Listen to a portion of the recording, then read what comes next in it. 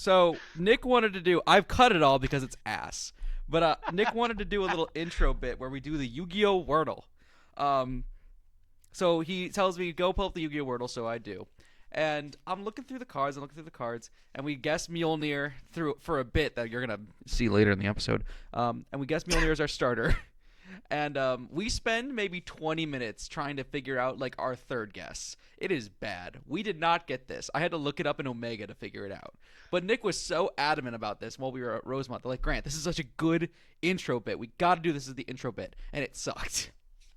Okay, for the record, it's a fun thing to do. Me and Adam have been having a grand time doing this every other day. I think if these were all like relevant cards, it would be fun. They usually are relevant cards. Yeah, it's fucking Cyberblader today. Relevant. Listen, I can't control the Yu-Gi-Oh Wordle. You know what I mean? All right, let's scrap the episode. Record it another day when the Wordle's better. Oh, true. Yo, if we recorded it while it was Dugaris the other day, that would have been clean. Yeah.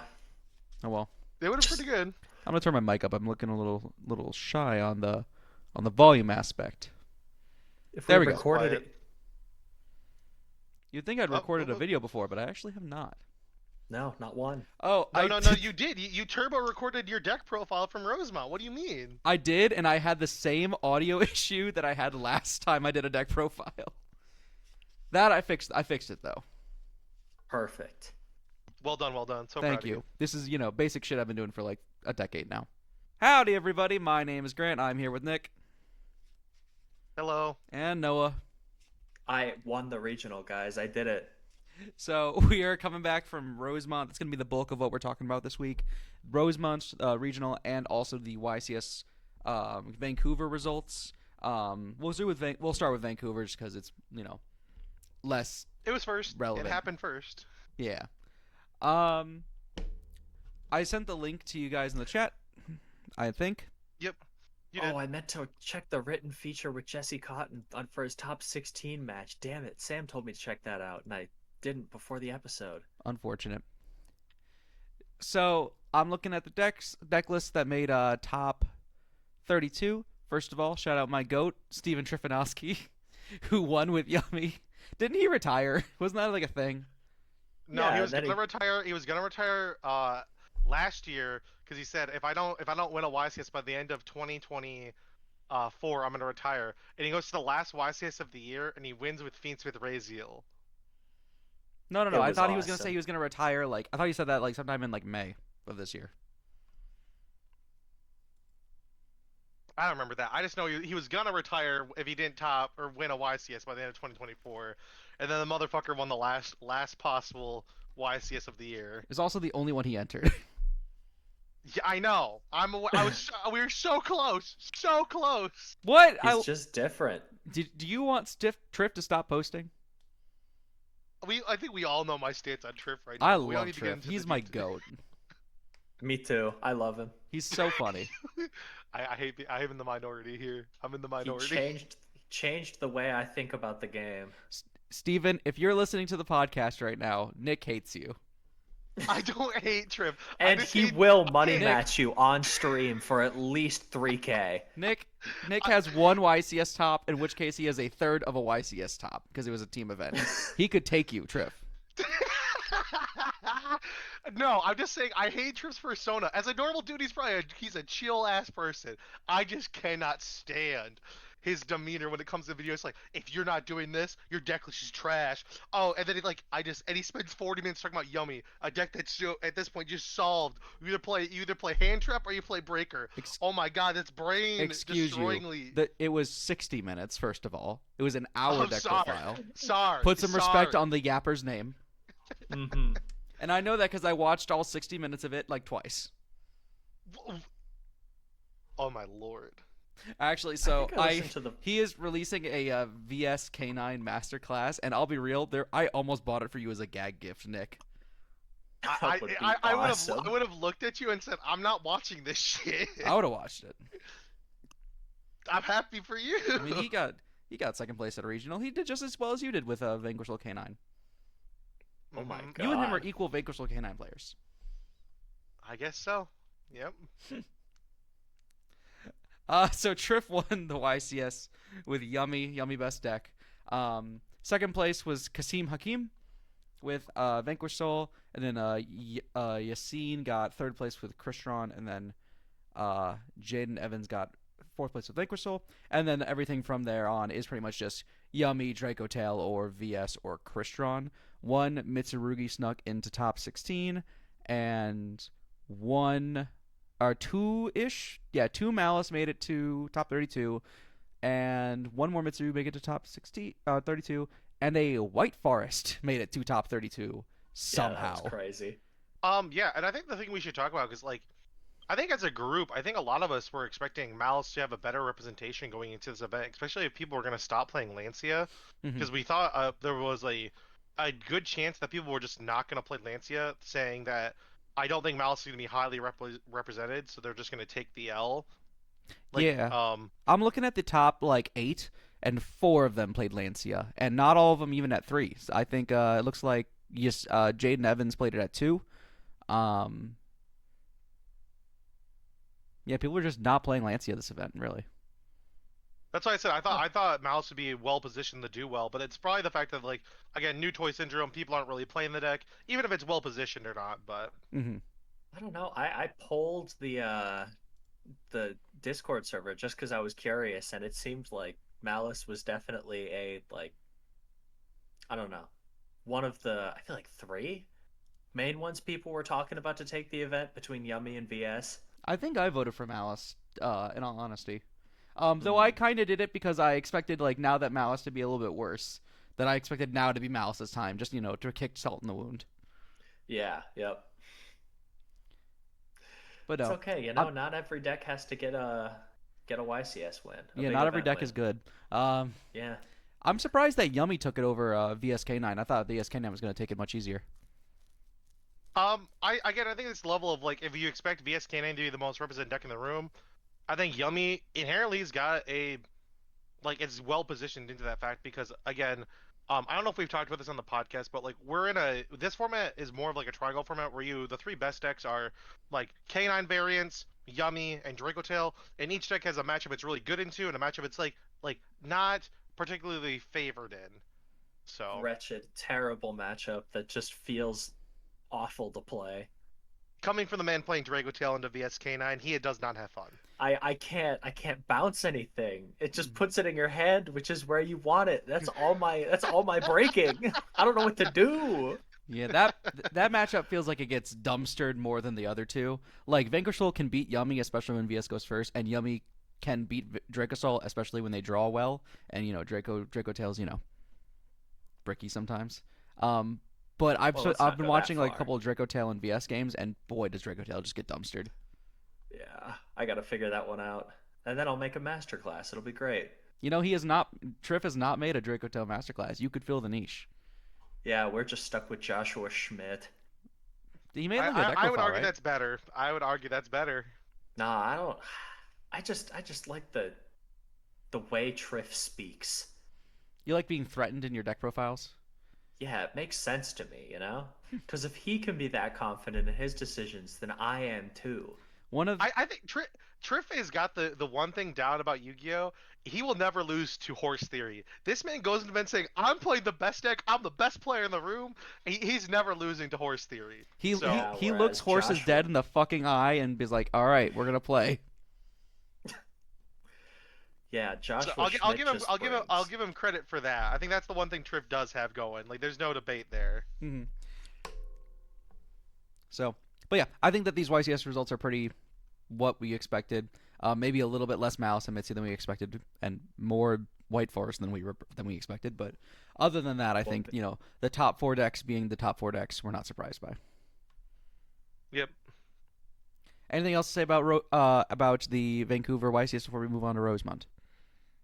No, I think we're pretty set in stone. I think I will say the one interesting thing that did come out of this event is it seems like if you look across a lot of the sideboards, it is not consistent. People are not agreed upon like anything when it comes to what's the correct side options for any of these decks. Because it's like the only consistency thing I saw out of Vancouver was Phantasm's player rate went up, and most Dragon Tail players were on Fenrir in some capacity. Like those are the 2 major things. Yeah, from my perspective, it looks like there's two standard builds of Yummy being developed. One is what I'm going to call the Triff build, where you just play 19 hand traps main and like 10 more in the side deck. And then you have like just consistency in going first cards in the side deck as well. But he is on no breakers. Functional. I think he's playing tactics, and that's all he's got. And then there's the second build of Yummy where you play some amount of hand traps. I think like if I'm looking at Jib's list, he's playing 12 in the main deck. 6 more in the side deck, and then he's playing like Metaltron, Thrust, some Thrust targets, and Judgment and Harpies. He's also playing Droplet, which I think is a big part of that version. Yeah, it's part of the breakers. But those look to be the two, like either the mix approach or the full hand trap approach. When we get to Roseman, I'll talk about why I chose the approach I did, but I think that the hand trap approach is a little bit better. It's probably consistent. It's probably more consistent than the other one. Just it's like consistently good. Yeah, I VS. think the breaker one probably is like higher highs and lower lows. Yeah, the VS lists I've seen pretty much all look the goddamn same, except for the one Mad Lad running Extravagance. No, if you because I went through and looked at this, out of the 12 decks that topped Vancouver, I think 5 of them were playing Extrav. Really? Like, it was either 5 or 6. It was like a third of the tops were on the Extrav setup. So it's not bad. Like the Extrav stuff works when like if you truly want to like commit to it, but Interesting. Drawing into 2 cards that could be attributes in your hand seems pretty good to me. yeah, until you draw things that are attributes and you want to die. Yeah, that's probably true too. That happens. Like Stake Your Soul and A Case for K9. Or I guess Shifter.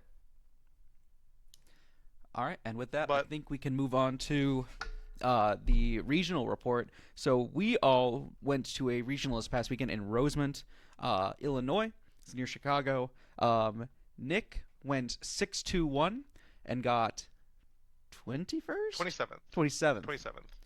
27th. I went 6-3 and I made 37th. Sam, who will probably have a deck profile out for later this week, went 7-2 and made 10th. And Jenny got 21st, I think. Yep, and they went X2. And I went X2.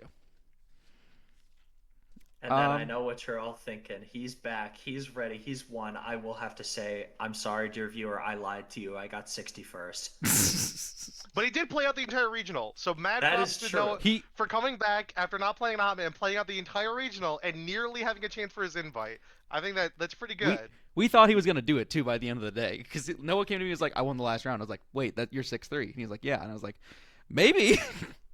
Maybe. So also, one fun thing about Konami that we've learned is that your table number means nothing. Yeah, Noah was Go at against table that. like 26, and I was at 33 in the last round. And so I walked away from the last round being like, well, Noah's probably got it. I think I've got it, but Noah's probably got it. And Noah walked away like the king of Mars. Yep. It feels so bad. It's like the only thing that matters is your record. So like that's the only thing that matters. I can't imagine because like it feels like you'll be like I've had this happen where it's like, oh, I'm like X2, but I'm like at the table like 6. So if I win, maybe there's a chance. You know what I mean? That I got top 8 there. Yeah. And then you get 11th, and you're like, all right, well, what the fuck did that matter? Like, Yeah. What were You know you what I mean? doing that for, Konami? Why were you fucking with me like that? I was X1 at table 4 at some point, like at round 6. mm-hmm. Oh, but I think we also got to give a big condolence to our buddy Drew. Oh, Drew of- got dealt so Yeah. dirty this one. Yeah, so we had top 48 were given invites, and our buddy Drew got 49, the first loser of the day. So unfortunate, man. Yeah. But Oh my overall, pretty God. good showing. Usually when we go to regionals, like 1 or 2 of us will do well, and then the rest will do like okay at best. But this is like the first regional in like a minute where we like everyone has done pretty okay. Yeah, I think we had, like I said, I think we truly had like a very good group showing. Out of like the group of Maybe 15 how many people do we have going in total? I think it was 12. I think counting RJ's car, it was 15. Okay, but out of 15, we had 4 people get their invite technically. That's not bad. That's pretty good, and especially since I think only 10 of them were repeat invites. Like 5 of them were not play Yu-Gi-Oh at regionals every other weekend kind of people. Sam, I think we were pretty sure that Sam was gonna be his weak to top. He was at table like 2 in the last round or something like that, but he lost Table to 3. the Yummy Mirror. Yeah, and he lost to the Yummy Mirror because he got hit with like Song of the Dominators in the mirror, which is like better position than the hand trap build that he was playing. Yeah.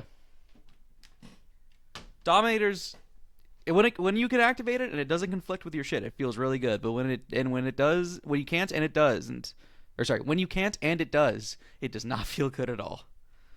But I think the whole idea is like you're just playing with that in mind. You know what I mean? Yeah. Like I played against one Song of the Dominators version of Yummy, and he just didn't play the Charmies. Just played Purge, Imperm, Droplet with songs all in the main, and it's just kind of hard. If he opens up good enough, like it's just gonna be hard. You know what I mean? Yeah. I'm not a big fan of that build, but I get the approach. I suppose, Nick, you placed best. You want to talk about your deck list? Yeah, I can.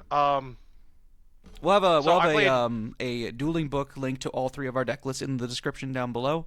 If you'd like to just go check them out right now while we're talking about them. Yep. So I played VSK9. I pretty much played the same list that I took to Indy a couple weeks prior. Um, I was kind of hemming and hawing about this the entire time going into Rosemont because like I get this whole thing. This happens a lot where I'm like I'll be like going in thinking about like knowing what I want to do, but wanting the confirmation that I know that I'm doing what I'm choosing to do is correct.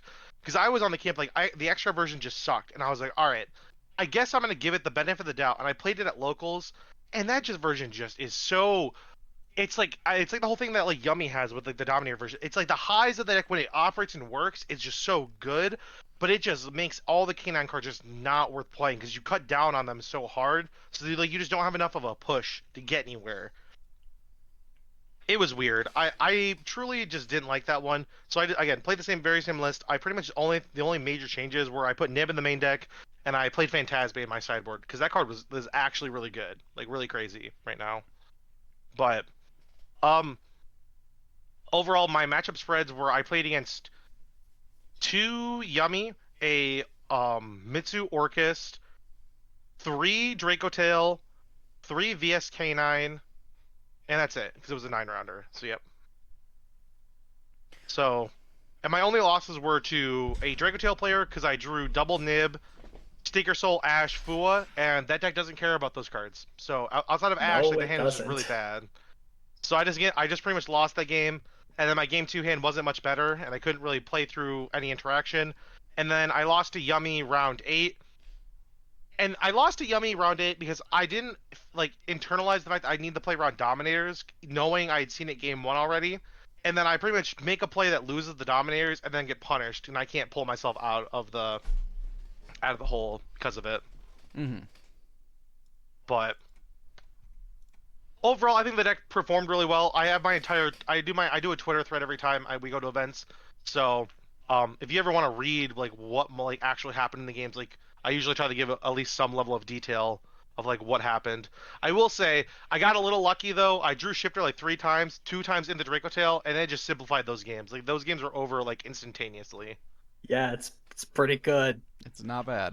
Yeah, the card's busted. I'm not gonna argue it's not. I'm just saying like I just trivialized a couple of my games because I drew Shifter. Noah, do you want to talk about your deck list now, or I've got it pulled up Yeah, in front might of me? as well. As the You're playing one oh Peruvian god, main I deck. can't What think the of fuck? the tridodeca for what's the name of a 61-sided shape? What the fuck? What? I was trying to think of like the first, second, third. What's 61? 61st? Nah, we gotta make it more Well, complicated than that. You could do. Hold on, I'm thinking. Yeah. You said that like like I just activated. This is the second time you made this bit on the podcast. Oh my god. That would be Sextadeca Monogon. Yeah. As the I have a math degree. As the sextaheca deca mono performer of the regional. Yeah, I just played Jesse Cotton's list pretty much. No, I played Jesse Cotton's list, but he said he wanted to go from 3-pan down, so I played 2 of each of the you know, The big higher than dragons. level 4. Yeah, the big dragons. Thank you. Jeez. And I played a Phantasme and what else did I play to replace that Perulia? I am not seeing Phantasma on your Oh, list. oh, sorry. This is still with Magnamut. Hmm. I replaced it at the last second Ah, on advice from JP. That card's kind of crazy. I resolved it like 3 times in a game against Yummy. Magnemut? Stop. No, Uh, he resolved Phantasme. Phantasmic. Phantasma, gotcha. Yeah. Yeah, it's pretty good. And it's a level 7 dragon, so you can summon Philia Regis with it. Liked the Hmm. list. Drew drew the traps like it was my job, which Listen, sucks. But what are you listen. gonna do? I'm gonna tell you right now, as someone who played Rescue Ace with 2 trap cards in my main deck, yeah, you would think it shouldn't be that likely, right? I shouldn't Yeah. draw these all that often, but nah. Now you draw those like it's your motherfucking job, man. Yup. And then every time you're just like, if this were a hand trap, a push, even something to bait an interaction, nope, nope. You're just setting something and then it gets popped in your end phase. Um, I went 6-3, as Grant said. It was I won the first 2 rounds, I then lost the next 3, and then played out from there. So my He wanted the chance matches, at front seat in the car on the way back, yeah, that is or true. I guess not to get middle seat on the car on the way back. Yep, Well, yeah, I not was gonna middle say he seat. was never getting the front seat because Sam just kind of, Sam would have to fall off a cliff for that to happen. yeah, like But you gotta play to your out, Yeah, and I did. and he did not get the middle. Um, yeah, I played one Perulia that Grant bought for me just in time for the reprint to get Oh, announced like we after round 3 at the regional. so that feels so I bad. call Noah on Friday after I get off work, right? And I'm calling him and I'm like, "All right, do you want me to go pick up this Perulia from local game store Capital City TCG over in Lansing?" And he was like, "Yeah, I want you to go pick it up." And so, okay, I'm going to go buy it. And he said like anything less than like 70 should be fine. And so I go in, Hmm. it's $62, I think. And I Yep. pick it up and I bring it to Noah the next day. And he's playing with it. And like round 4, we get a notification that it's being reprinted in the tins. Finally. Yeah, finally. I wonder. Let me check TCG Player. I don't think it's gone down very much because like it's a tins. It's at like 40 now. That's I've been keeping an eye on it. you've been hate stalking it. Yeah. Well, he has to. Like, he just lost value. Yeah. Man just I set just 20 lost bucks up value. in flames. Yeah. No, I'd like to buy more just because it seems really good in this deck in particular because A, you could fuse it away, B, it's good into your bad matchups, and C, it draws you cards. I'm looking at your Um non-engine, and it looks like you're running like Ash, Fua, Ogre, Veiler, Nib. Do you want to talk about why you chose those ones, or were those just Cotton Innovations? I actually don't remember what he played. Fua, Ash, they're just there because they're good cards. Nib is just crazy in this deck. Veiler, everyone's like, you can loop this and use this like 8 times, and it's like I don't know what game or twice in a turn, but I don't know what game they're playing. That doesn't seem. Maybe I'm just not good enough with the deck, but like I never had an opportunity where I A would want to Veiler twice or B would want to add it back rather than like a name or Mm-hmm. any other hand trap, like Phantasme, for example. Um, I think it just depends. I can see a world where you might want to, but I can also see a world where other cards are just more valuable to add back. You know what I mean? yeah, maybe it's just because the matchups I had, and whenever it was Raisin that was just being looped, I had the Ash to loop in response, which is just kind of better than the Veiler for that exact purpose. Yeah, But because it's you mostly, don't. yeah, it's mostly there just because it pairs well with Nib, as do I think all of them, except for I guess the Charmies, but like they also make you end on half boards. Yeah. Mm-hmm. Cartesia was nice, except when I drew it with with 2 Malulus, a Lucaeus, and a trap. But that's most hands. Did mostly Cotton side, except I took out the Phantasmes for Super Poly, which only came up once. It did out the Herald, which I needed it to do, but it was a top deck in like turn 5, so it just wasn't on its like enough to win the game on its own, which was rough. But what are you Did gonna do? Did you like the Spollies or no? That was the only time I ever saw it. Was the top deck like playing into that half yummy board, and I was like, oh, okay, Mud Dragon will just carry me to one more draw. Was not the case. The guy kept targeting it though, and I had to explain like, no, Read the card. that's why it's a good card. Well, he did, and he's like, can't target with. No, you can't target monsters with effects with his attribute, which is, yeah, it's a really good card. Hmm. I probably, I don't know. The thing is, I can't think of another hand trap I'd want it to be, other than I guess two Phantasma and a Magnamut. But like, Yeah. Um, yeah, which one between Secretarion and Mysterion is the one that just got printed? Secretarian's the Secretarian. one. That's the newest one. Okay. I'm thinking about Mysterion then. I had to read Mysterion like 7 times in one match. That card's crazy. That card's Yeah. actually super I just good. like reread it like 4 times. Like, there's no way it fucking does that. Mhm. Yeah, it's really fucking good. No, that card was a house. I was trying to play against Rigotail, and because he knew I had Azuna and Lupus like as interactions, his first fusion was in the Mysterion, and I looked at my cards and was like, wow, I now cannot use these unless I want to instantly go into an Xyz. Yeah, Yeah. I mean, this deck doesn't need another card to dumpster yummy, but Lord have mercy does this card dumpster yummy. You know? Obedience School Chain 5 mana does go for this guy. Does go It's insane. borderline unfair, I would say.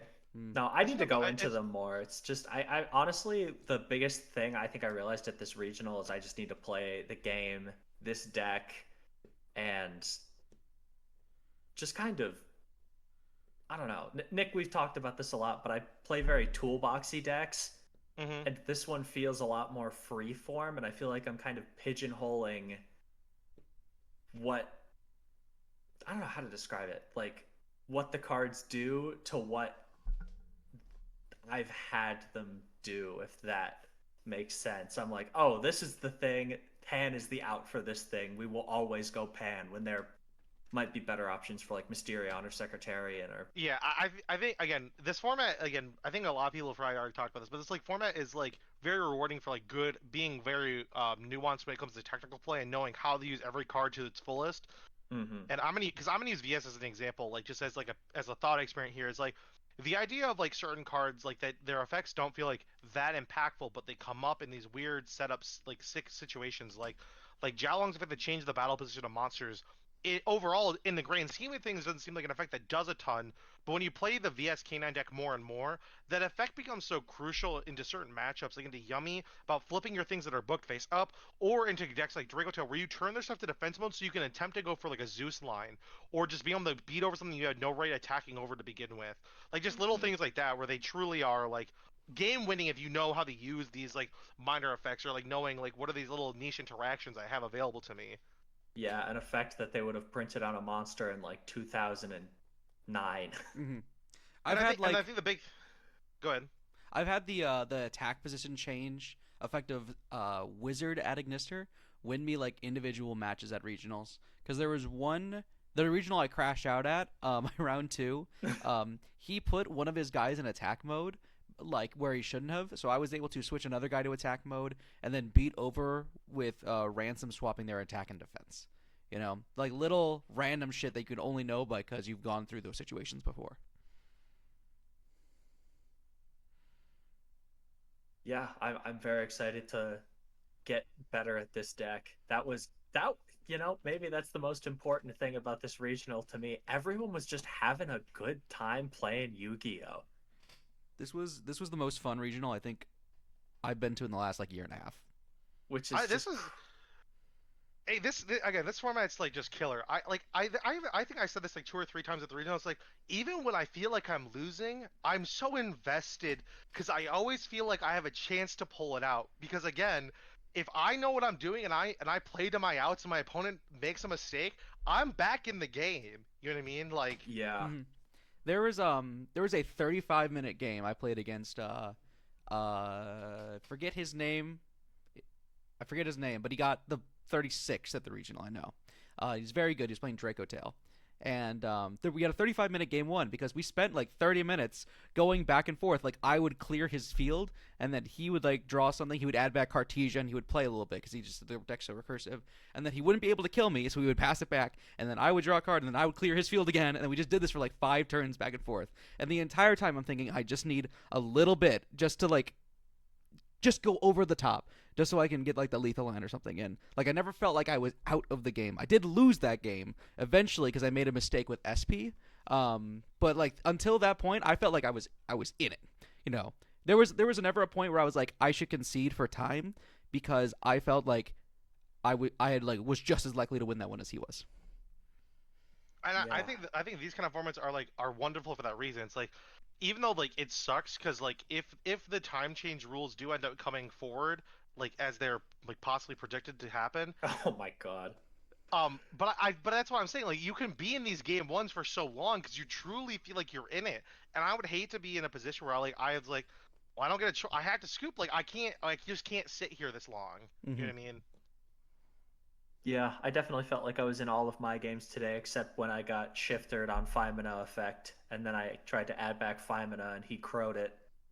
That's dastardly. It was it that one ripped the soul right out of me. That was send 3 cards from your hand to the useless zone. Like I don't want to kill your soul, but you can't crow under shifter. oh my fucking god. Wait, can you not? I don't Oh wanna... my. Oh no, fuck. wait, no. He changed it to the shifter. Oh, okay. I'm just making sure. Sure. Wait, that would have been so funny. I was like, okay, I'll at least get the Femina ad back. And there was just like, nope, good fucking try. Not happening. You could add him back. Can you add his shifter back to hand? Is that a thing? Yes, I can. But why don't you do that? It's a dark in his hand, and I want that fucker gone. No, yeah, I wouldn't put shifter back in my VS opponent. You could put back hand. You could put back shifter and the crow, so that way he can shifter you again. You're right.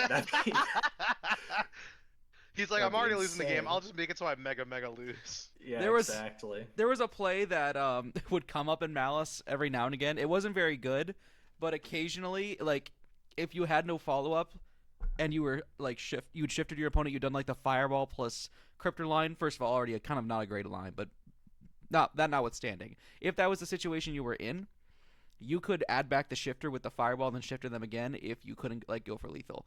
I don't know what situation that comes up, but you can do it. Damn, this is the second time you've talked about Malice, like of your own free will. Are you like thinking of going back to the deck? He might go back. I'm actually about to sell it. Not gonna take it for one last ride? No, I'm not gonna take it for one last ride. If you let me play no Adinister cards, but I do get to play 3 Dormouse, I'll take it for one last ride. Okay.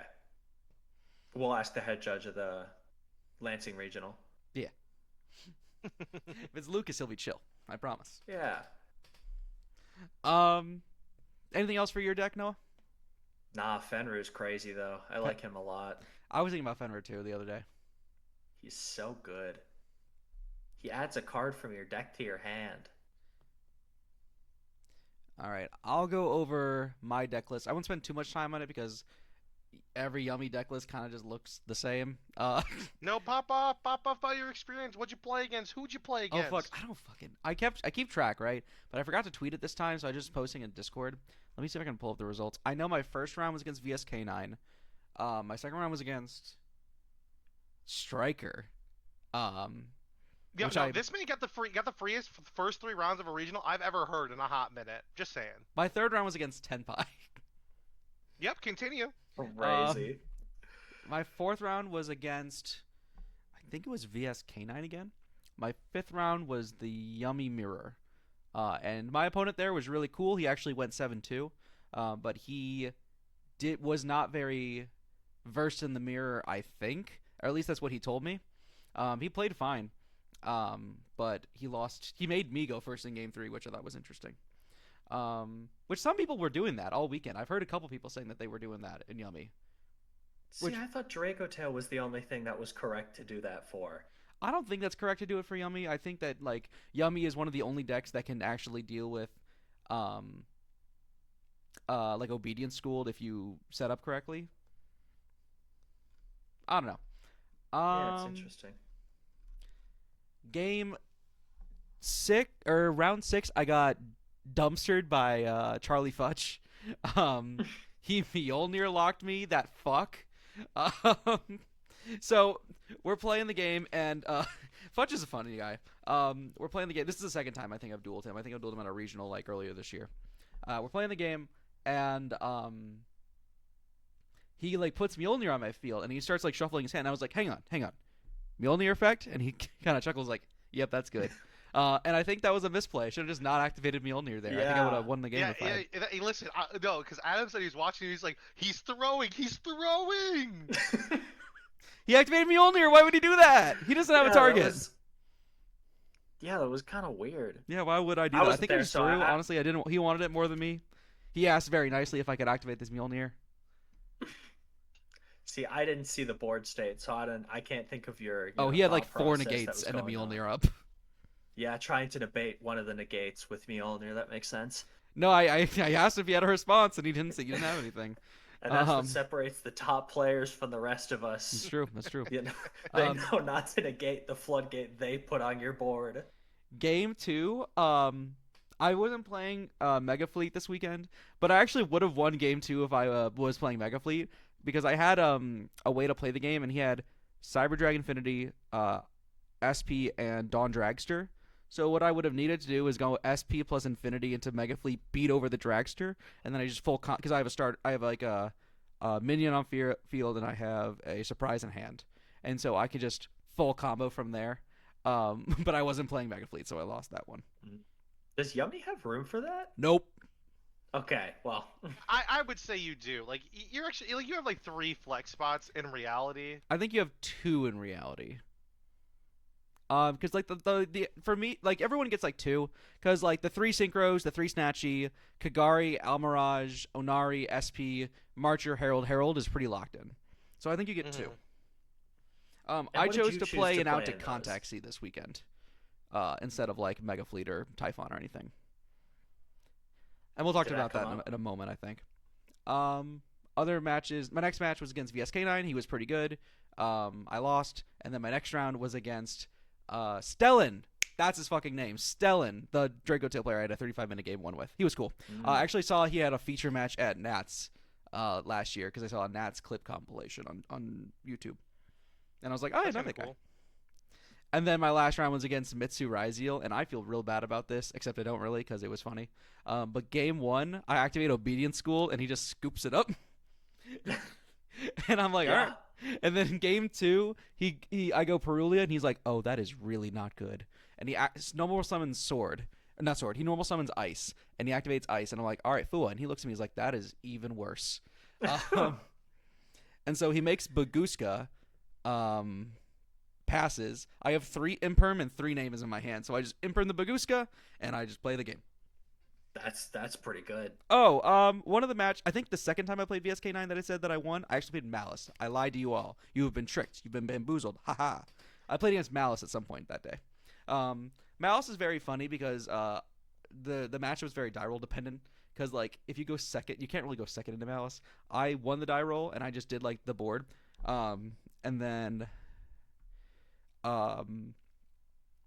I had just tried to sequence things pretty decently, because a lot of your interaction doesn't really work into Malice. Specifically, like the Lollipop doesn't really do anything. But if you get yourself in a position where they activate March Air with, what's it called, the quick play spell, Mirror in the graveyard, you can kind of trick is the wrong word, but you can get them to, like if they go March Air, you chain the thing to put a Lollipop on field, and they banish the Mirror. They'll go Mirror target something, and then you can go Lollipop target whatever they target, and it shuffles it back to the deck. You can just choose not to banish it. You just choose to shuffle it in that instance, which is what I did. Yeah. Though I thought he was going to banish the name he was going to banish off Mirror for that reason. It at least like forces him to do some stuff. And then I won game 1 just as I put up the board, and we just expended all my interaction, and he like passed turn and with nothing. And then game 2, he normal summons Rabbit. Rabbit set the trap. MTP. MTP banish Rabbit. I know this opening is really bad, so I ash the MTP. He summons back Rabbits. Sets passes.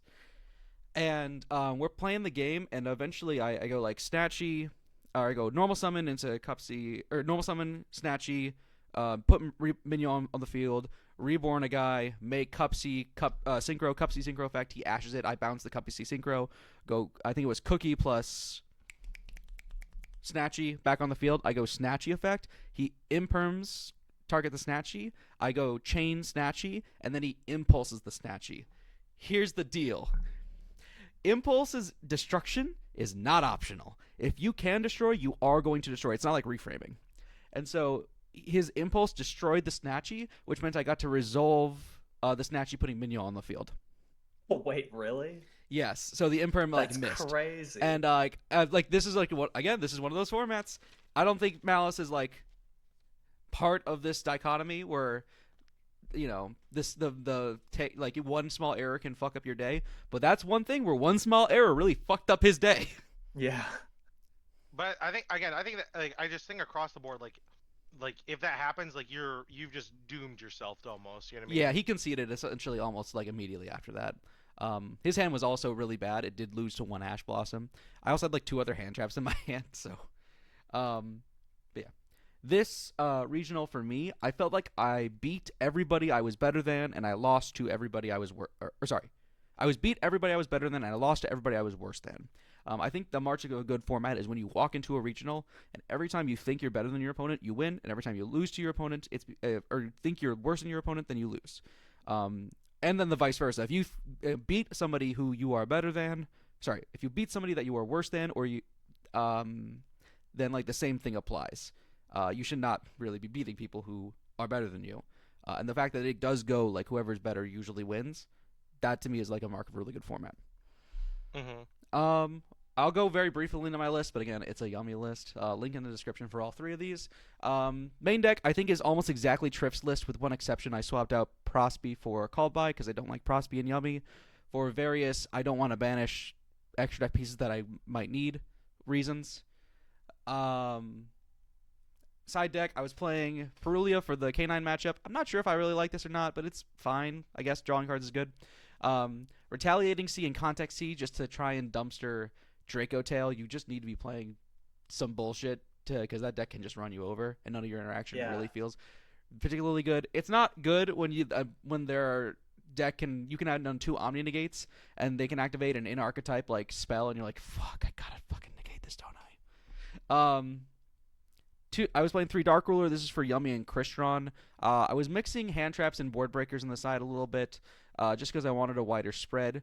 Also, I thought that if I could go in with if I played against Yummy and I had an Ash Blossom, an Imperm to time correctly, or an Ghost Spell plus Dark Ruler, that would just win me the game as long as I could play through whatever hand interaction that they had.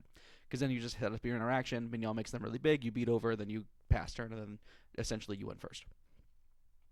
I got Tactics and Harpies. These cards were another copy of Ghost, Ogre, and Ghost Bell. I played 2 of those, each of those in the main deck and 1 on the side for a while. I swapped these out because I wanted more diversity in cards that I could just generically put in going second because the board patterns were a little weird. Into pretty much every matchup, you either take out Ogre or Bell, except against Yummy. So against like VSK9, you take out Bell, and against Draco Tail, you take out Ogre. And so I wanted 2 cards that were good, mostly on either side of the coin flip, but more predominantly on one side in the case of Harpies. I wanted cards that were good on either side of those just to put in generically.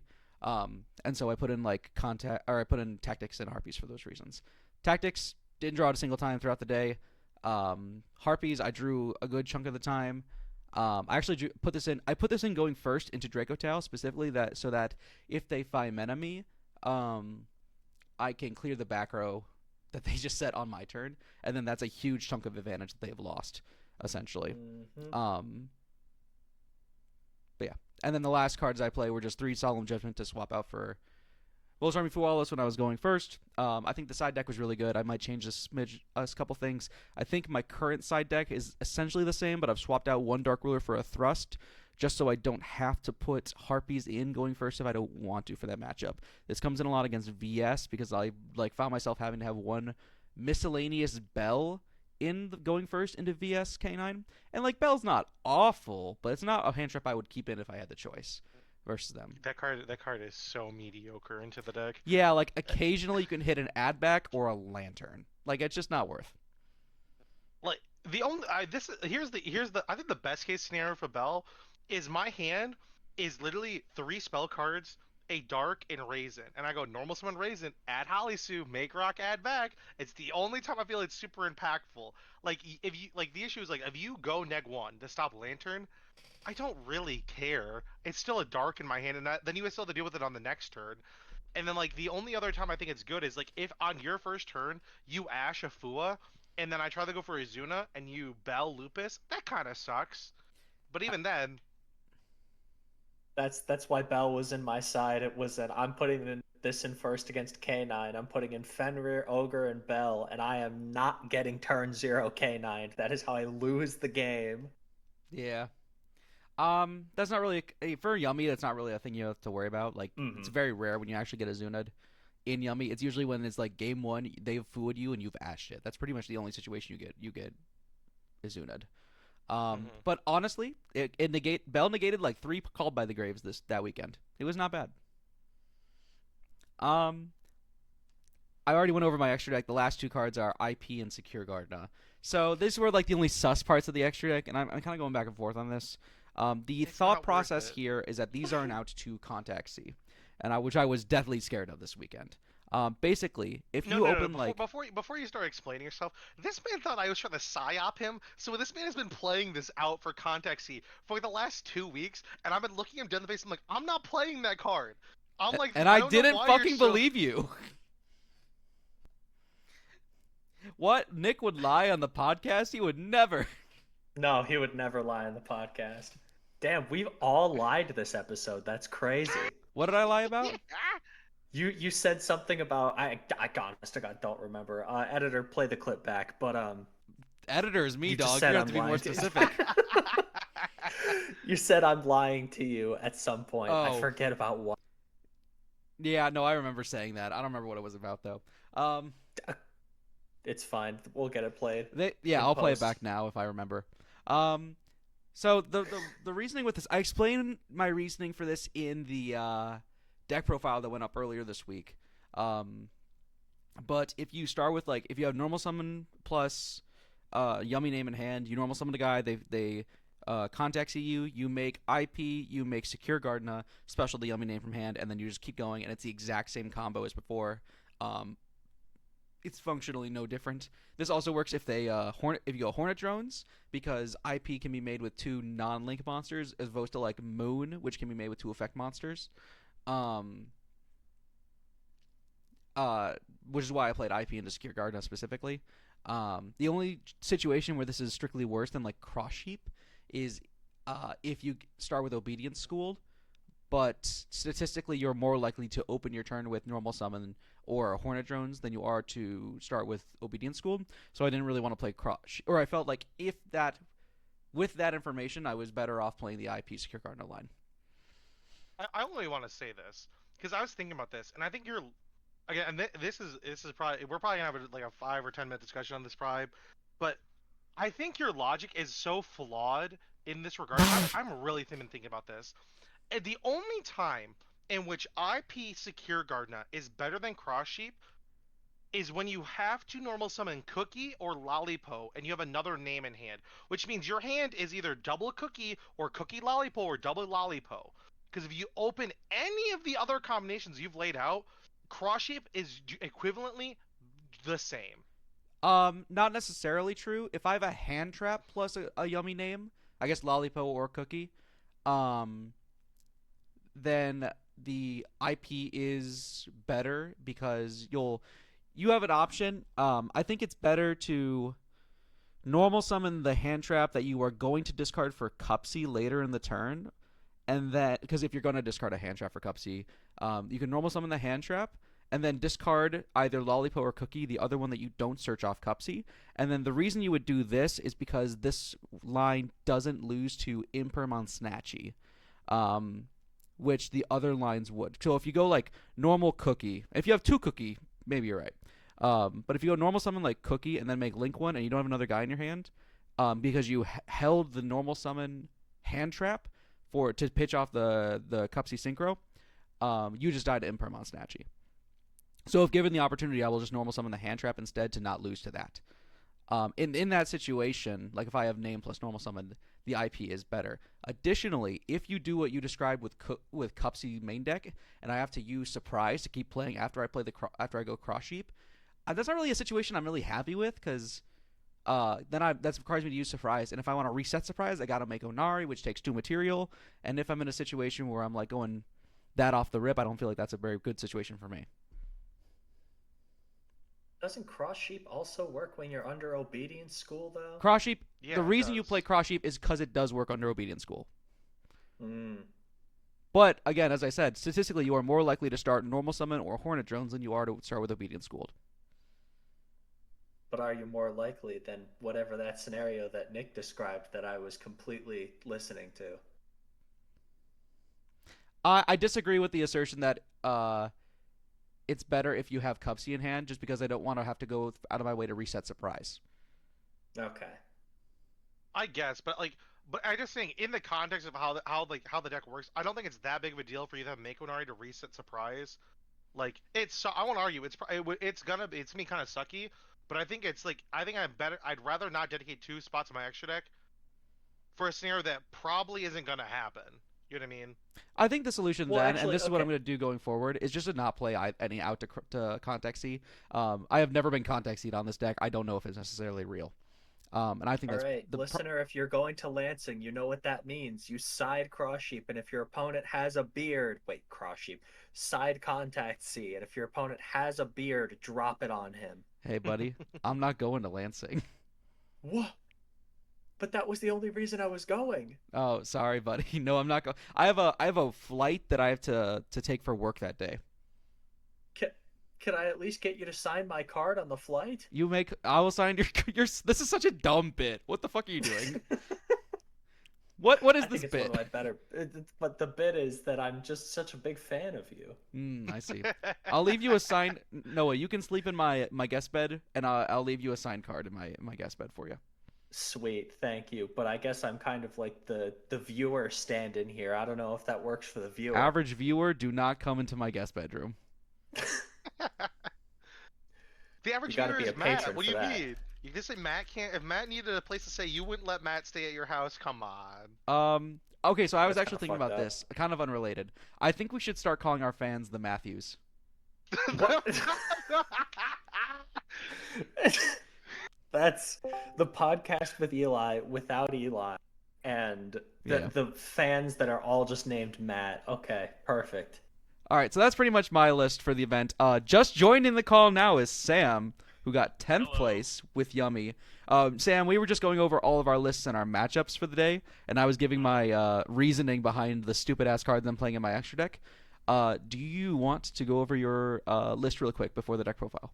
This video just popped up my recommended. So we I think some of us may have played some guys on this team, but it was my round 6 opponent playing Vanquish Soul Canine. I beat him. He also had 2 losses, and he finished 8th. How? How? That's crazy. My Do you want losses the were answer? to first. I have the my answer. losses were to 1st and 4th place, He and I probably beat him. he played against 2-3-5, which would be better. It's just There's a he was conspiracy, sitting Sam. he was sitting behind me every round after this. So Tables someone don't matter. Oh, the so tables. someone I I'm not sure if the tables on the average matchup matter beyond your placement or your win rate, because I was placed below Noah, but I got my invite. Noah did not in the last round. It's a conspiracy against us, Sam. I Can think I don't it's know. trying I only know how it down? works. I don't know how the. I think the tables indicate where you are at that round, but there's a lot of stuff that happens in a round that affects your tiebreaker besides your match and their match, and I'm assuming You also that the other thing you have to keep in mind when looking at this. So even though you went X2 and this other guy went X2, if the other guy's X2 and everyone he played against, if more of the people he played against didn't drop, he has a better tiebreakers than you do. that's what I'm saying. I wonder what happened if in the last round, some people I beat earlier in the day, I was had a better tiebreaker than him going into the last round, and then something happened in the last round that put him over me. Mhm. not that I'm complaining that we really deserve, either of us really deserve top 8, but just one person, one X2 got it, and even though, like Yeah. I said, I only lost to first and fourth. Let's see. Round 1 was Mitsu Orchest. Round 2 was Yummy Mirror. Round 3. Wow, I can't even remember. Let's see what else I played. I know I played Charlie Fletch on Crystron K9. I played. My round 9 was also a Yummy Mirror. I played Vanquish Soul K9, and I played. I think Grant, you and I played the same Drake Hotel branded player, and then we also played the same Mitsurugi Rizio player too. I think that was your round 9, yeah. And we both also played against Charlie. Yep. And then I did play against the Vanquish Soul K9 player who slipped into top 8 as well. I think I'm missing my round 3 or 4, but overall the day was it was pretty good. I think that outside of not to say my first 2 opponents were bad. They were not bad the first couple rounds, but after round maybe 4, I think I only played against what I would consider really good players. So I thought the player quality of this event, I don't know how everyone else felt, but I thought player quality of this event was very, very high compared. This was a good regional. I don't walk away from a lot of regionals thinking, damn, people here were good. Most of the time I think, damn, everyone was awful. I think most people I played against were pretty good. I had a couple opponents that I feel like I'm pretty sure I was better than, but I just couldn't. There wasn't much I could do. You know what I mean? Yeah, I mean, sometimes that does happen. I mean, but yeah, I thought, for example, I think compared to the last Lansing regional, I thought my overall, I thought my opponent quality was higher at this event. So I'm very proud of the result. Of course, I think maybe could have done slightly better, no terrible misplays, but definitely could have done 1 or 2 things better here or there. As far as the list, I don't even know if it's worth showing up on screen. I mean, it's not. I guess I can talk about it in the profile, but there's nothing crazy. Maybe some side deck stuff is interesting, or some cards that came up. I played Metal Tronus, and it won me a mirror. I really liked that. Obviously, everyone's playing Judgment, so that's another card that was really good in the mirror match. But it's just you could talk about the Typhon interaction. Yeah, that was really clean. Oh yeah, I liked. It's one thing you can do is if your opponent, if you're playing into a board on the following turn, and you think your opponent will be holding Nibiru, because a lot of people against Yummy, especially if they're under obedience school, then they're not threatening anything ever. I can't say if it's 100% a mistake. I'm actually not confident enough to say that it is, but if you don't Nibiru on the 5th summon, you can basically go for Cupsy and search, and you can hold some names in hand while pushing damage, and then once you put everything up, you can slap Typhon over or something, and then they can't do it anymore. It was a very weird game state because the guy had Habakiri on board, and even with 4 Yummy names, you can't actually attack over anything because of the attack reduction on Habakiri. So I had to make Typhon to get over it, and he scooped afterwards. And then I also used Starham. I know a lot of people are playing Starham, but I used Starham a couple of times to make a herald that I couldn't have made with Metal Marcher, and then one. It was in a top deck game state where the only card I lost to in the mirror match. This was my round 9. It was the game I won, even though I lost the set. I was trying to set up something that didn't lose to Obedience School, and obviously the only card that does that is a negate. So I had Purge in hand, but that doesn't beat Obedience School, so I committed that card to the Starham to make. I don't know if he drew Obedience School, so I have no idea if it mattered or not, but we were both at 1,000 life points afterwards. So yeah, the Starham and the Typhon were good because I know those were the only cards that were different between mine and Grant's list. It's hard because I did lose to Contact C once, so I can respect it. I felt comfortable with those choices. And then in the side deck, I also played Retaliating Sea, and I don't know. I don't think that's really a secret. I feel like people just know that card is really strong against Draco Tail variants, especially if you play against Branded. On top of it, like they don't even play SP probably to deal with it. It's like probably game over once that card hits the board. And most people know I think the Yummy matchup into Draco Tail is quite difficult. And then what else? I had Bell in the side deck. And I think most people know Bell is generically good into the mirror. But my round 9 opponent was playing an interesting deck list, and maybe I could talk about that more, but he was playing the Songs build, and I just felt like his build felt better prepared for the mirror, and I just think something I want to just think about maybe. I'm not to say that that's better for certain, but in game 1, I hand trapped him 3 times, and I walked through it in my head like multiple times, and I just didn't see any way to hand trap any differently, and he set up the whole board through it. And I just don't know if that's something I would like to accept going forward about the build. Yeah, but other than that, the list I thought was fun. Yeah, and again, like you said, like Yummy at this point, like the main deck feels kind of solved. Like either you're playing the hand trap version, or you're playing the breaker stuff. And the only like major discussion is like you mentioned is the Songs version that seems like was originally like pretty high up on people's radar and then fell off. And maybe it's time they kind of reconsider it and look more into it because it seems like it's got some nice use cases, at least in the mirror, like you're saying. I think the Songs build might be a nice middle ground because, for example, Effect Veiler is like a card you really want because you'd like multiple target negates in your bad matchup, right? Which is Draco Tail, and it's also like nice to cut off Vanquish Soul early. But like it's just so dog in the mirror match. Like it's like to have 6 target negates in your deck in the mirror match, and your opponent doesn't. It feels pretty bad. And like he in game 2, he had a really clean play.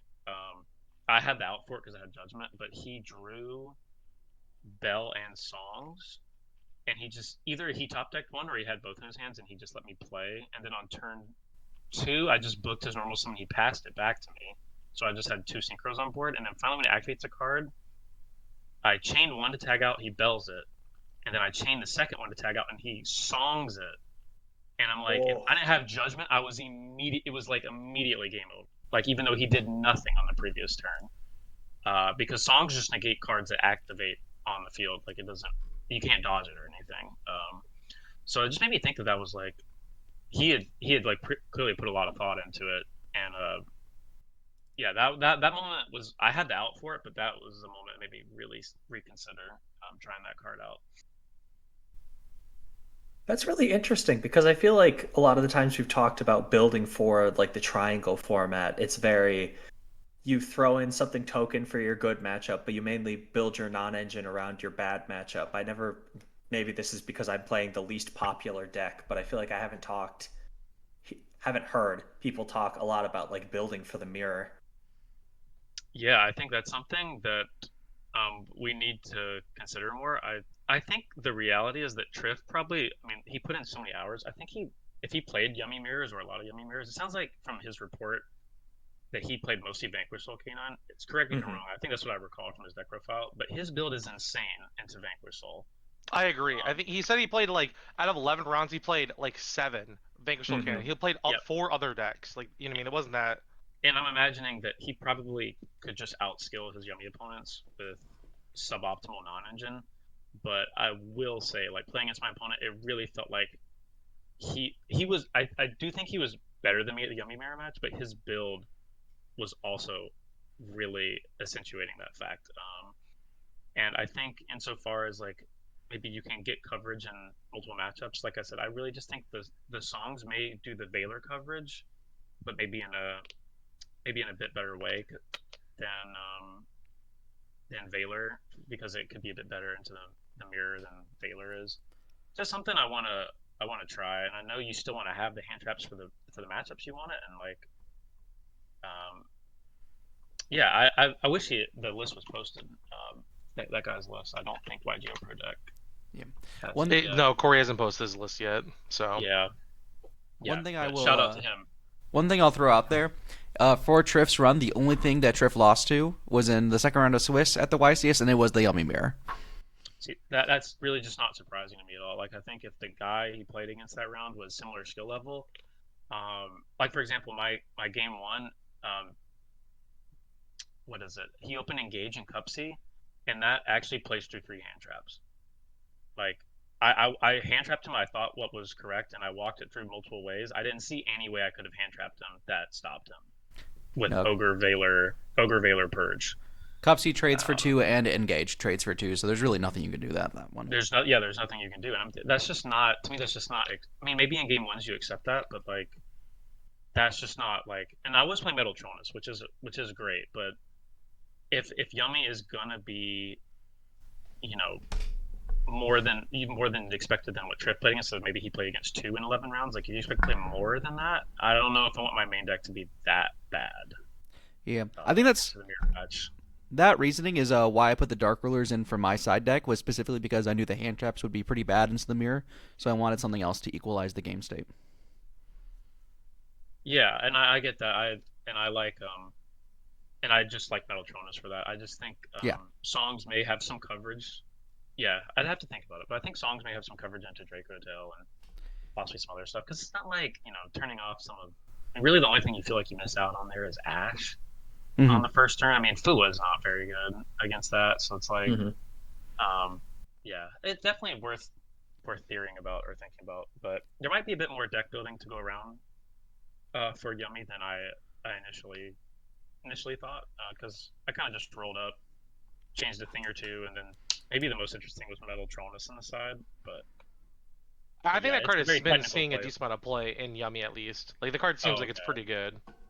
Yeah, no, it definitely is. And Black Goat, I know people playing that too, and I was playing Black Goat. That card was a house. Black Goat's insane right now. Yeah, I played 1 Thrust, I think, just for side patterns. I think maybe it could be upped. You know, it felt good. Thrust talents, you know, Black Goat.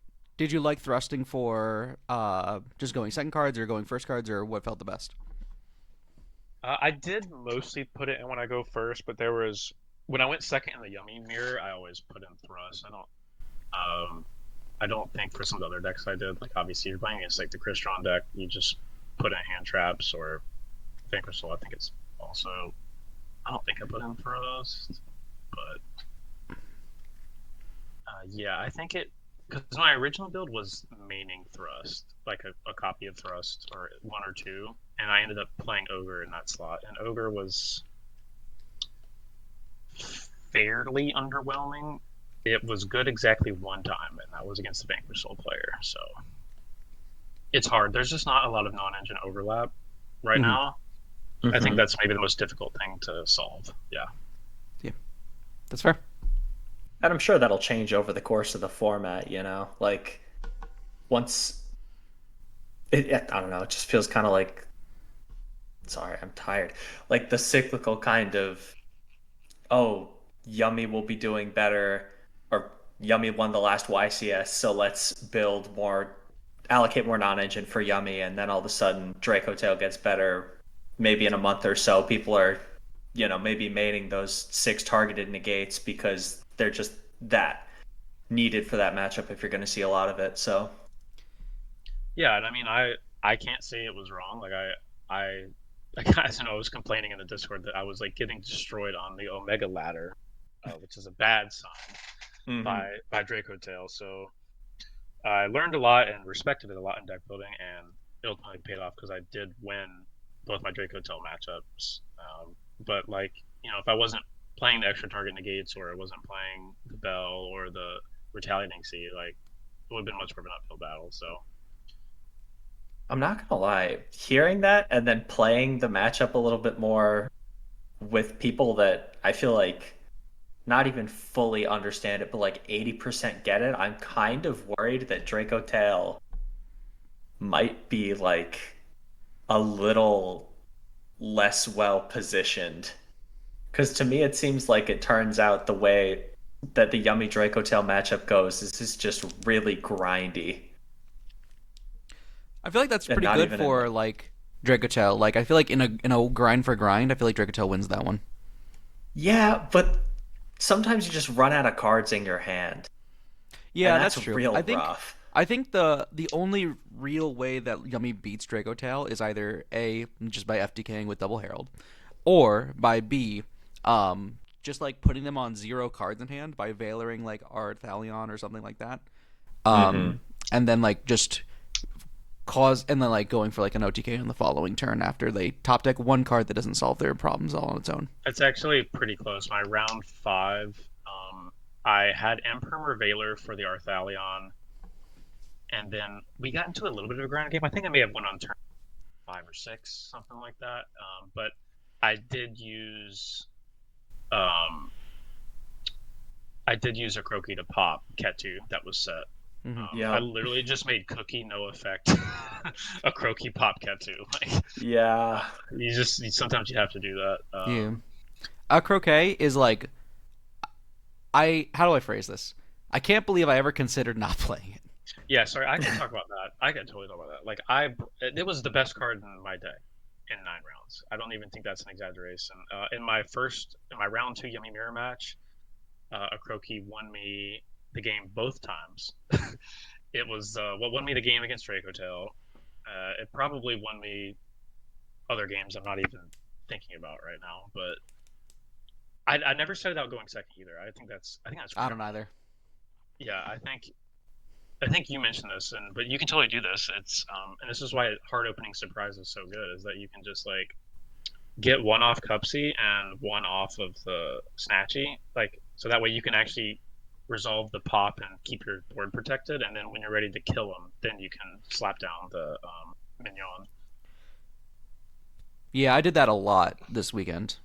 Exactly. Yeah, that's why. Yeah, hard opening. That's why I like hard opening the surprise so much. I mean, gosh, sometimes I almost wish you could play 3. I know you probably shouldn't, but Yeah.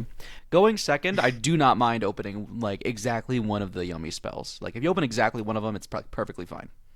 yeah. And you're playing 4, which is like a roughly the perfect amount to see 1 in your opener. Yeah, I bored out of one of my surprises going second, so I have 3, but same principle. Mm. But Yeah. I will say, Sorry, I was go gonna ahead. say, they're good. I was gonna say, as someone who's not playing Yummy, every time my opponent doesn't place Acrocay on my turn, I feel so like I feel like truly like I feel like a weight's been lifted off my shoulder because as a ton of my deck's like way of playing is removal, so I get punished by trying to remove your guys and then you go Acrocay summon a guy, and then like and I have to deal with the fact you're just gonna like inherently just go for free pops. You know what I mean? Yeah. Also, under Acrocay, if your Dracotail opponent sets up like the non-targeting destruction of a monster, and you have like a synchro on the field, one of the ways you can beat that is by going synchro tag out under Acrocay, put up 2 Snatchy. If they choose to pop, they have to crack one of the Snatchies. This works best if you have like 2 Snatchies and a level 1 on the field, obviously, or your mileage may vary. But if you put 2 Snatchies on the field, they crack the level 1, you summon back a level 1. If they crack one of the Snatchies, you just summon back a level 1, and then you are still good. You know? Yeah, I think the general rule of thumb is to try to keep 2 level 1s and 2 Snatchies on board when you see a fusion summoning coming. Sometimes your opponent's just goaded and they fusion off Pan and Malulu, and then you just like Yup. yeah, then they pop one and negate the other one. Yeah, that one's rough, But then you'll never get Gulamel locked. I swear, both my Yummy opponents, I negated their Snatchy, and I think one of them knew. paid like 1,000 over the course of a game just to stop me from getting that pop. There was That's one. insanity. I've done Yeah. that that's before. one good thing about the matchup. Yeah. I do it a good chunk if I have a negated Snatchy on the field, because you just have like, Yeah, no, all right, that was- just chain, just chain, just chain. Yep. Pay the tax. Avoid the Yeah. pop. I mean, I'm probably just rehashing what you guys have said at this point, but this event was just so fun. Like, I played meta the entire time, and I was just like having a great time. Like, the I get again, yeah. you guys have probably already said it, but I just wanted to mention it because I haven't said it. No, you're good. No, I think this is one of the like, no matter what some people might say like on the internet, I think this is probably one of the best formats because like it truly is just a format that says if you are if you play a good deck and you're technically good at that deck, like you get rewarded for that. And I can understand the frustration from players that don't really want to play one of the new decks and they don't think this format's all that great. But I can't imagine like opting to not play one of the good decks right now. You know what I mean? And I think if you really did like the other decks for some reason, like Mitsurugi and Malice are still good. I played against Mitsurugi twice in 9 rounds, and Malice finished second at the event. Like, if you really want to play the old decks, like, you can. I mean, no, should you be showing up with Lunalight to this event? No, but Yeah, I just thought it was so funny. oh, Sam that's what I played against forgot. Yeah, that was one of the matchups I forgot because it was literally so forgettable that I forgot I played against it because I won in 7 minutes. Yeah, I was sitting next to Sam during this round 3, and his opponent, game 1, Sam goes first, blows him out. Game 2, his opponent goes, yeah, normal summon Yellow Martin, make Alan Mirage, Tiger bring back Yellow Martin, make SP. Go ahead, I guess. This game's really good. A lot of the times when we get like complaints about this format, especially in like our Discord, it is exactly by somebody who is not playing one of like the 3 fun decks or Crystron, and even some sometimes for Crystron, but specifically one of the 3 fun decks. So like I'm not. If you want to play a not fun deck in this format, that's your prerogative. You do what you want to do, buddy. But I'm playing a fun deck. Yeah, I'm building Crystron to play the K9 cards I got, and I think it can be fun. I don't even I think that deck's so crazy. I don't even think you need to be like the FTK stuff. I'm gonna be honest. No, I think people are Just treat going it like Mermail and make it a 2-card combo deck and like max out your chaotic elements in your cases and just freaking open Solfador. Yeah, just literally do everything you can to open Jokal Solfador every game. yeah. Yeah, it's pretty good. I think once you've And that's how you get better as a player. Yeah. Yeah, that's that Charlie Fletch opened Jokal Solfador when I played against him both times. Like, I mean, he's just better. yeah, I did misplay, and honestly, Black Oak beats Jokal Solfador, but it doesn't beat Jokal Solfador Tristaros unless you do it correctly, which I did. I But see. regardless, I think you can build it in a way that it like still can produce the 2-card combos pretty regularly, and like Droll not being as prevalent makes that kind of build I think a little bit better. Like, yeah, I understand that. Maybe it's easier to just make Die Smashers, but I still don't believe that that card needs to be played most of the time. And I don't buy the Fua argument either. What's the Fua argument? Just that, like, oh, I have to Die Smasher because I got Fua. Like, No, oh, no, see, I just I'm buy ready to go on my tirade again. No, because we have some people in our Discord that be like that talk about the Fua this way. I'm just like, I don't know. I don't buy it. If you get Fua, do you just I think like Crystron specifically, like as a deck, like unfortunately, I think that deck, it's like its floor, like game plan. It's kind of unless you open up a good hand to get there. Sometimes you can't do the floor game plan of like set up the trap card plus like Ripper and pass. You know what I mean? Like that just isn't an option. But I think on average, like I don't know, I feel like you can get to that a lot more often than I think people are giving it credit. Like you might have to give like 3 draws, but I still think that's probably good enough. You know what I mean? Yeah, I mean, if you open a Crystron card, you can probably do that even in less than 3 draws. I understand if you have to go through River Stormer, yeah, that's a problem. But and you can play Force Release too. I know a lot of Crystron players are not playing it, but that card is kind of crazy in those game states. So like they're saying they lose to Fula, but they're not playing Force Release. Like, And this is half the reason I really like Force Release, because like I had opponents throughout the entire weekend, like they would drop a Charmy, and like I'm not saying like they were smug about it, but you could feel like they felt pretty good about it. And I was like, okay, here's 2 draws. I end on Ripper, quick play, Holy Sue, Raisin, everything set up. It's like, go ahead, like, you know what I mean? yeah, like if you get to Tristaros on board and you got to the trap, like that might be. I mean, I don't know. Maybe you might have to play Fist Fern to do that more often. I'm not a Crystron duelist yet, but I feel like there's options. Then just be like, well, I guess I have to, I have to Die Smashers you now. Sorry. Yeah. all right? And with that, do we have anything we want to mention before we sign off? I think because Worlds is this upcoming weekend, do we want to talk about like what we think might go and win Worlds? Sure. I think it's gonna be Yummy Vanquish Soul or Draco Tail. What all Okay. is legal, or what is not legal? That Everything in the So, TCG cards is that are legal not- functionally. I think they've got one Dormouse and no Paradise Smasher. That's like the big differences. And then The OCG Raziel's very much hit. They have like one sword, one X, but they have Oh yeah. 3 ice in OCG. So it'll be like they have 2 ice, 1 sword, 1 X, and then Oh they they don't have don't have the they have Mitsu 1 cards. detonator. They don't have the Mitsu cards either. Yeah, and they don't get Mitsu. Yep. But other than that, you know, other than Ryziel Mitsu, I think it's gonna be those 3, maybe 4 decks. I'm wondering if Charlie Fletch is going to Worlds, right? No idea. Mhm. Okay. So Nick, you said yes. I Yes, he wonder is. if he was playing the Mjolnir stuff because that's legal for Worlds, and he was testing it. Mm. I think it Because is you can't play because Paradise Smashers. because he played VSK9 at Indy 2 weekends ago, and I think for this event he was trying out the Crystron deck, and I think there's a big reason is like I think the Crystron deck into like a smaller metagame might be a better position, and especially if you go first with that deck, like you just insta win if you can set up the combo line. You know what I mean? Yeah. So Yeah, I think Crystron could be a sleeper pick as well. It just feels so nice with like to play like the bigger K9 package. I think with that, like it just feels like the best. So like, there's just nothing you can summon in Yu-Gi-Oh better off Jokul than Solfador right now.